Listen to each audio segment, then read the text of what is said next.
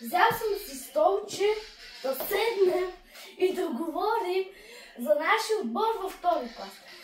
Ако обичате, не ме питайте за техният ми име Теодор. Сега, моля ви, не питайте за тази дупка. Моля ви. Трудих се ужасно. Да започваме. Значи, почваме от центъра. Кристиян и Пепи ще са халфове. Венци излиза надолу към центъра. Подава на Пепи. Сега, щом Пепи дойде тук и му подадат топката, той сега ще я подаде на Крис. Моля ви. Моля ви, по някой път ще падам наистина.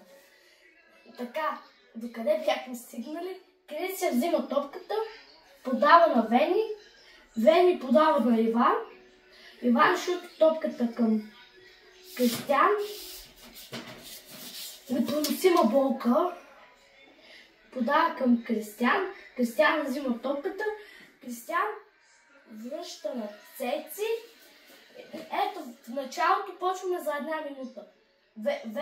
Венци отива в центъра, подава на Пепи, който Пепи ще бъде тук, взима топката, подава на Крисия, подава на Венко, Венко дава надолу към Иван, Иван шути топката към Кристиян, Кристиян подава на Цеци. Сега Цеци ще шути минимум към Пепи, а накрая Пепи да е другата страна. Да не е в полето на нашето поле, а да е в другото поле на противния отбор, защото като вземе топката, ще подаде на Захари. Захари подава на мен, аз завръщам на Захари. Захари подава на Венци, Венци тича, подава на мен, аз тичам, връщам му я и айде! Он карва го. Да започнем и с другия пример.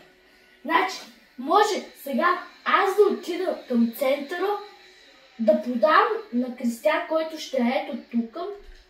Този път Кристиян ще подаде към Иван. Иван взима топката, шутя чакам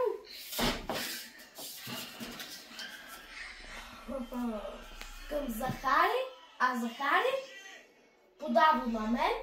Аз подавам на Венци, Венци тича, айде един гол. Сега ще ви покажа и още 2 примера. Айде да се позавлявате. Третия пример ще е този път Вени да отида на центъра. Вени, защитник, да отида на центъра. Да подаде този път на Цеци. Цеци ще шути направо към мен. Аз ще подам на Захари. Захари ще подаде на Венци, Венци ще подаде на мен, аз ще шута топката и айде още него. Сега последния пример и свършваме.